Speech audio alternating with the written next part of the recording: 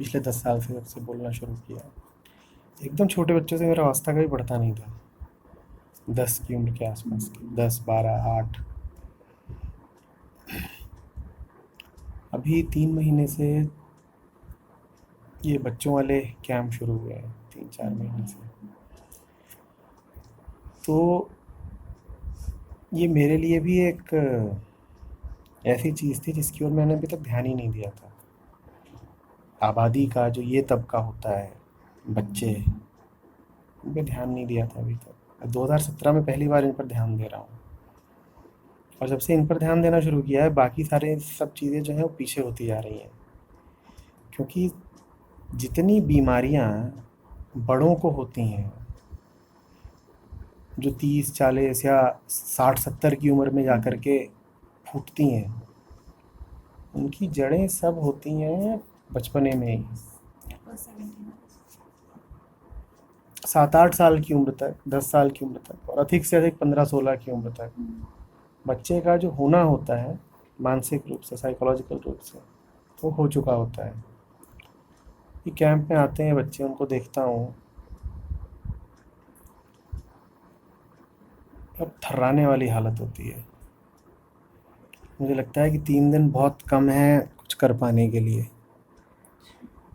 अब 3-4 कैंप हो चुके हैं, तो 30-40-50 बच्चों से, उनके माँ बाप से मिल चुका हूँ मैं।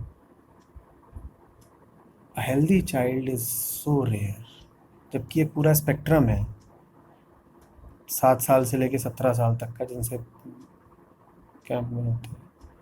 और इन सब का सत्यानाश करा है स्कूल ने और घर के माहौल ने। ये जो स्कूल नाम की संस्था थी, आपने मुझे बोलते सुना होगा, मैंने स्कूलों पे बहुत कम बोला है। स्कूल जो शब्द है वही मेरे राडार से गायब रहता था। अब पिछले कुछ महीनों से स्कूल शब्द में बहुत आ गया है। मैं कुछ बोलता हूँ उसमें स्कूल अक्सर घुस आता है। बड़े गुनाहगार हैं ये स्कूल वाले, और ये ख़त्म किए दे रहे हैं, बिल्कुल मिकी माउस बनाए दे रहे हैं एक जनरेशन को। रोबोटिक, इनसेंसिटिव, डीपली कंडीशनड, और बहुत बहुत भयभीत। जैसे बच्चे वैसे ही उनके माँ बाप।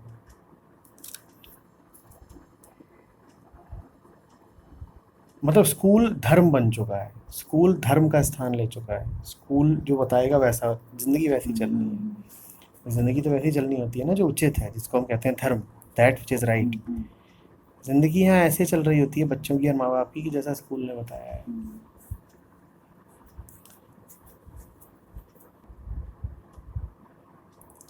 वैसे खाना बनता है ना, एक बार खाना आपने कोई व्यंजन बनाया, अगर वो ख़राब हो गया है, तो अक्सर जो कुक होता है वो कोशिश करता है उसे किसी तरह से ठीक करने की। नमक तेज़ हो गया तो आप उसमें नींबू मिलाते हो, आप समझ रहे हो। कोई चीज़ ज़रा कुछ जल गई है, कुछ हो गई है, तो आप कहते हो इसमें से अब ज़रा सा पानी जोड़ करके या कुछ करके इसको ज़रा फिर से आँच दिखा दो। आप कुछ कोशिश करते हो उसकी, आप माइक्रोवेव के साथ कोई तरकीब लगाते हो, कुछ करते हो। लेकिन ये जो रिपेयर्ड खाना होता है, इसमें कभी, और स्वाद भी पहले वाली बात नहीं रहती। ये रिपेयर्ड ही पता चल जाता है कि इसके साथ अब कुछ, हाँ, इसकी अब ठोक पीट करके इसी किसी तरीके से तुम्हारे जितने भी कोशिशें हैं, जो पूरा मिशन है, मुझे ये दिखाई पड़ा है कि वो रिपेयरिंग का मिशन है। क्योंकि आज जब हम डील ही कर रहे हैं 17+ एज ग्रुप के साथ, तो ये तो वो लोग हैं जिनकी डैमेज पहले हो चुकी है, बाद में रिपेयर चलती है अलग अलग तरीक़ों से। कहीं कैंप में ले जा रहे हैं, कहीं कुछ कर रहे हैं, कहीं कुछ कर रहे हैं, तमाम तरीके। किताबें भी हैं भाई, किताबें भी कौन पढ़ रहे हैं? किताबें भी तो जो एक प्रौढ़ वर्ग है वही पढ़ रहा है ना। जो रीडर है वो कोई 25 का है, कोई 50 का है, वही तो पढ़ रहा है। The damage is already been done, and it is very important to arrest the damage before it happens. Otherwise it is just a patch up job, कि भाई जैसे कपड़ा फट जाता है तो उसमें आपने पैच लगा दिया। पैच कभी भी पूरा काम थोड़ी करेगा। डैमेज मत होने दीजिए, और इस एज की जो डैमेज होती है वो नहीं कवर होती। आप जिस कुर्सी पे बैठे हो ना, यहाँ पे अब तक मतलब 100 एक लोग बैठ चुके होंगे। उनमें से आधों के साथ मुझे बस ये करना पड़ता है कि जो स्पॉइल्ड चाइल्डहुड रहती है उसको रिकवर कराता हूँ। People have sat here and acted like comedians. People have sat here and regretted the lost childhood. They have regretted कि मैंने कभी खेला नहीं, कभी बच्चों की तरह चिल्लाया नहीं। किसी ने कहा है कि मेरे ऊपर कम उम्र में ही कमाने का दबाव आ गया था, किसी का कुछ, किसी का कुछ। आप 40 के हो जाओ, आप 70 के हो जाओ, अगर आपने बचपन नहीं जिया है तो आपके भीतर इतना बड़ा छेद रह जाता है और वो भरता नहीं है, वो नहीं भरता। आप कितनी किताबें पढ़ लो, आप कुछ कर लो, आप मैदान पे दौड़ना चाहते थे, आप घास में लौटना चाहते थे, समझ रहे हो? आप खुले में नंगा होके नहा लेना चाहते थे। ये सारी चीज़ें वही जो आमतौर पे बच्चे, छोटे जानवर वगैरह करते हैं, आपको वो सब करने को नहीं मिला है। और आप 5 साल या 10 साल के थे तभी आपके ऊपर वो दबाव आ गया है जो एक 25 साल वाले के ऊपर ठीक रहता। The damage is so deep that man spends his entire life just trying to rectify, and the rectification doesn't happen. It just doesn't happen. असल में सारी स्पिरिचुअलिटी और कुछ है ही नहीं, खराब बचपन की वो हीलिंग है। तो मेरे तो ये 2017 has been the year of the child. I am becoming a child specialist. मतलब कहाँ तो ये कि अध्यात्म की गहराइयाँ और उपनिषद, अब समझ में आ रहा है कि उपनिषद की भी ज़रूरत इसीलिए है क्योंकि बचपन तबाह रहता है। बचपन तबाह ना हो तो उपनिषद की बहुत ज़रूरत नहीं पड़ेगी। स्कूलों के बाद नंबर 2 कल्प्रिट हैं पेरेंट्स। स्कूल तो खैर जानबूझ के बर्बाद करते हैं, स्वार्थवश। स्कूल बर्बाद करते हैं स्वार्थवश, और माँ बाप बर्बाद करते हैं अज्ञानवश। स्कूल का तो सीधा सीधा प्रकट स्वार्थ है, उनको तो शोषण करना है, किसी भी तरीके से उगाहना है, तो वो तो ऐसे बर्बाद करते हैं। माँ बाप इसलिए क्योंकि उन्हें पता ही नहीं है, जैसा आप कह रहे हैं, खुद ही विक्टिम है, तो उनके माध्यम से बच्चा भी विक्टिम बन जाता है। और वो फिर माँ बाप रेजिस्ट भी नहीं कर पाते स्कूल जो कुछ कर रहा होता है उसको।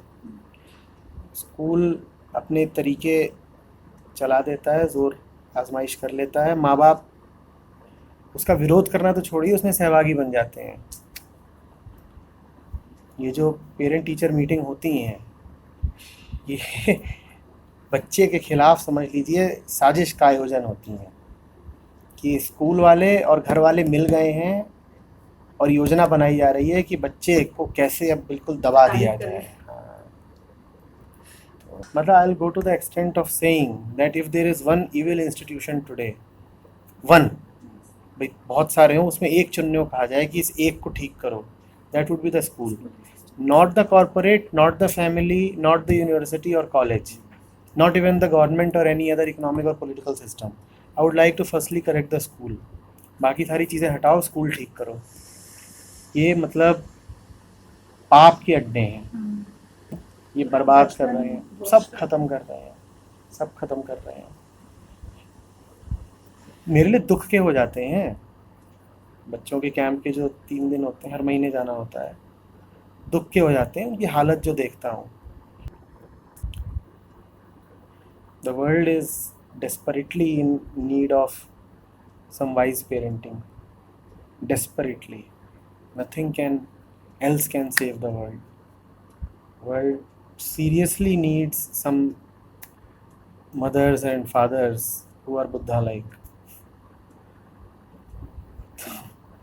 वरना कुछ नहीं है, बहुत ख़त्म मामला है। देखिए, बचपना और इमेच्योरिटी अलग अलग बात होती हैं। Innocence and immaturity are not the same thing. होता क्या है, ये जब हम कहते हैं ना कि अरे बच्चे ऐसी हरकत करो, तो हमारा इशारा ये नहीं होता कि इनोसेंट रहो, हमारा इशारा ये होता है you should act immature. Fact ये है कि इनोसेंस बहुत कुछ मैच्योरिटी जैसी होती है, तो जो वास्तव में इनोसेंट होगा उसमें तो मैच्योरिटी होगी ही होगी।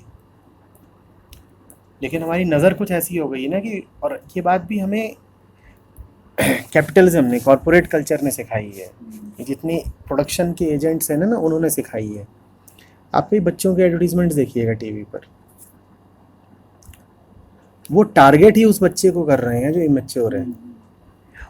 और चूंकि उनका उत्पाद तभी बिकेगा जब उसे खरीदने वाला इमेच्योर है, तो वो चाहेंगे ही क्या कि इमेच्योर ही रहे, इमेच्योर ही रहा है।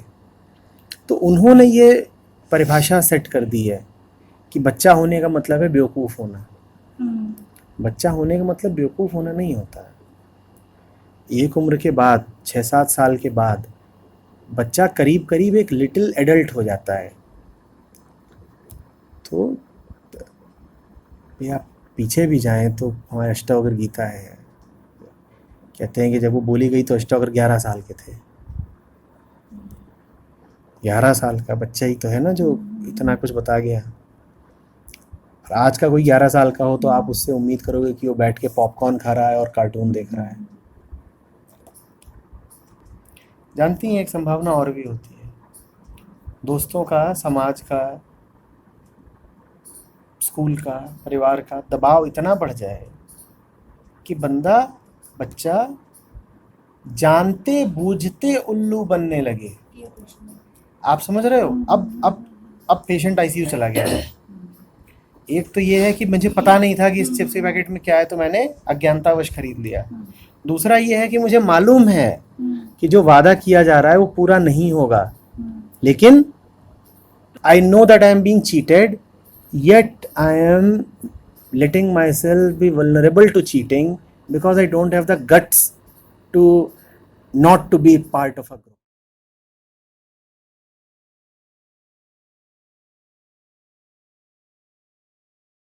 कभी भी ग्रुप बिहेवियर के ऊपर या ट्रेंड को फॉलो करने के ऊपर घर में इंसेंटिव मत रखिएगा। और ये देखिए, मैसेजेस ना बड़े सटल होते हैं।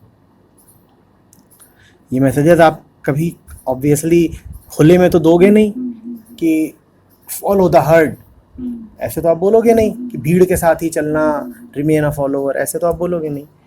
ये मैसेजेस इनडायरेक्टली जाते हैं, नीचे नीचे जाते हैं, कोडेड भाषा में जाते हैं।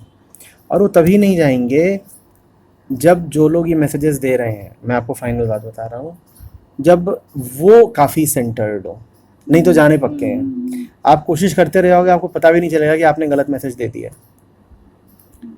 उसके लिए तो घर का माहौल ही आपको बहुत सही रखना पड़ेगा।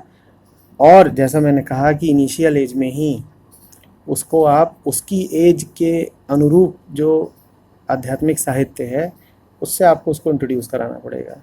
If he is 8 or 10 now, then it's high time that he gets introduce to the basics, जैसे कबीर के हल्के दोहे हो गए या ईसॉप की कहानियाँ हो गई।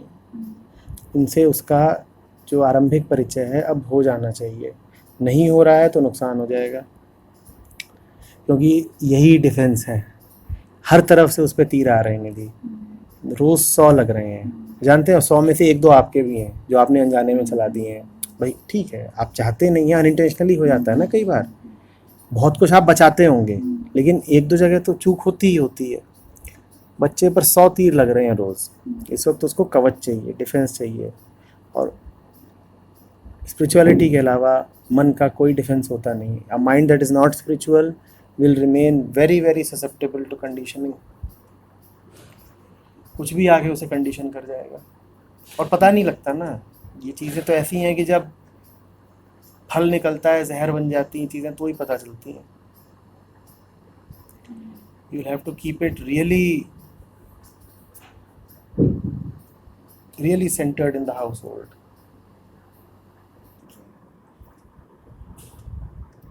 एक चीज़ और बोलता हूँ, ये मेरी बात आपको थोड़ी सी रूढ़िवादी लग सकती है।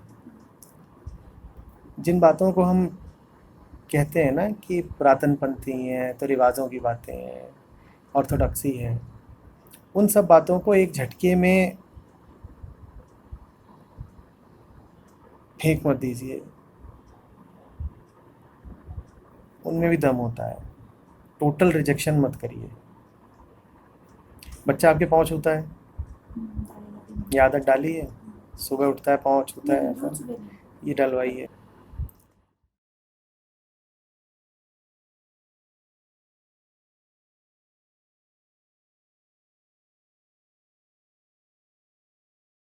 ठीक है, प्यार रहता है, लेकिन प्यार का मतलब यही नहीं होता कि गले मिल रहे हैं, हगिंग हो रही है और चूम रहे हैं बच्चे को। इसमें भी प्रेम है कि बच्चा चरण स्पर्श कर रहा है। ठीक है, बच्चे को प्रेम का ये रूप भी बताइए। देखिए, अगर आप किसी से प्रेम करते हैं और उस प्रेम का आपने ये मतलब निकाला है कि मैं इसके पाँव नहीं छूऊंगा, तो फिर आपका प्रेम बड़ा हिंसक प्रेम है। ये जो पाँव छूना है, ये बहुत ज़रूरी चीज़ है। आप जाने तो सही ना कि कोई इज्जत के काबिल है और उसको इज्जत दें। इज्जत देने का मतलब होता है अपने अहंकार का झुकना। तो पाँव न छूना बड़ी गलती की बात होती है, बहुत गलती की बात है वो। इसी तरीके से मालूम नहीं कि आप कितना कर पाएंगे अगर घर में भजन का, आरती का माहौल रख सकें। इन चीज़ों को बहुत ऊंची प्राथमिकता दे करके, याद करके और पूरे डिसिप्लिन के साथ करिए। जैसे आदमी और चीज़ों में कहता है ना कि आज ये करना ही है, टू डू लिस्ट में आप लिख लेते हो, वैसे इसको भी अपनी आप टू डू लिस्ट का ही हिस्सा बना लीजिए कि भाई जैसे इतनी चीज़ों के लिए समय निकल जाता है, तो 15 मिनट एक कीर्तन के लिए भी समय। और आप देखिएगा इसका बच्चे पर भी क्या असर मुंह से निकलता है ना, वो बात दूसरी होती है। उसमें जानती हैं क्या भाव रहता है? Ownership, belonging. मेरे मुंह से निकल रहा है, मेरा है। आप किसी को सुन रहे हो तो ये तो ऐसा है कि जैसे मैच चल रहा है और आपने देख लिया, और जब आप खुद बोल रहे हो तो ऐसा है कि जैसे आप मैच में उतर गए। बहुत अंतर है, सुनने भर से नहीं होता, खुद गाना होता है। और आपको मैं नहीं कह रहा हूँ कि आप दुनिया भर के इधर उधर के जो संस्कृत में सूत्र हैं आप उनका पाठ करिए। आप उपनिषदों के सूत्रों का पाठ करिए ना, वो तो आप जानती हैं कि उनमें कहाँ पे गहराई है और क्या बात है। तो आप अपने हिसाब से उनको चुन लीजिए और उनका पाठ कीजिए, पर ये करिए ज़रूर। इसको ऐसे ही मत देखिए कि बच्चे की ज़िंदगी का सवाल है, सबकी ज़िंदगी का सवाल है। एक ही बंदा नहीं घर में सही निकलेगा, फिर सबकी ज़िंदगी और बेहतर हो जाएगी। बच्चे के साथ साथ सबका कल्याण हो जाएगा, और अकेले तो किसी का होता भी नहीं है। और मैं छोटी बातें बता रहा हूँ, जैसे खाने बैठता है बच्चा। आजकल के बच्चों में एक बहुत बड़ी समस्या है ग्रेटिट्यूड की कमी, क्योंकि सब चीज़ें आसानी से मिली है ना। कम से कम ये सीखे वो कि खाने के सामने बैठा है तो 5 सेकंड के लिए आंख बंद कर ले, चुपचाप बैठ के ऐसे 5 सेकंड के लिए आंख बंद कर ले। भाई होना तो ये चाहिए कि खाने को भी ऐसे सर झुकाओ, या तो वही कर लो, वो भी नहीं कर सकते तो चुपचाप ऐसे बैठ जाओ, 5 सेकंड के लिए आंख बंद कर लो।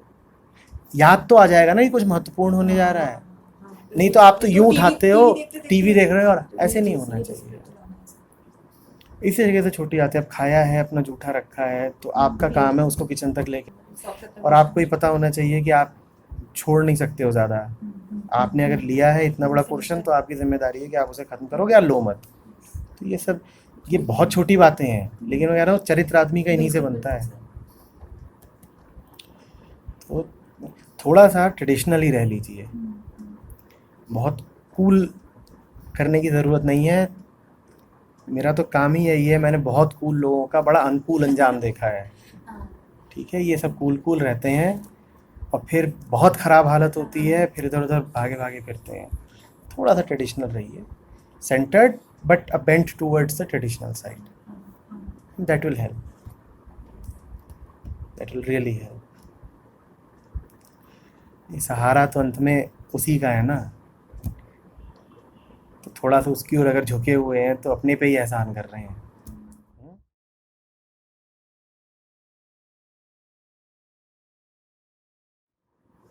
मैं रिलीजन फॉलो करने को नहीं बोल रहा हूँ, हम हार्डकोर स्पिरिचुअलिटी की बात कर रहे हैं, हम सरेंडर की बात कर रहे हैं, हम अंडरस्टैंडिंग की बात कर रहे हैं। हम रीति रिवाज, कर्म कांड, इनकी नहीं बात कर रहे हैं। मैं नहीं कह रहा हूँ कि स्वास्तिक का निशान बनाइए और ये सब करिए, और उस सब से क्या लेना देना। पर पता चला कि रीति रिवाज हटाने के नाम पर गीता हटा दी, कृष्ण हटा दिए, अष्टावक्र हटा दिए, तो बहुत बड़ा नुकसान हो गया। वो ऐसा ही है कि जैसे कचड़े के ढेर में हीरा पड़ा था, तो कचड़े के साथ साथ हीरा भी फेंक दिया। ये नहीं कर सकते ना हम।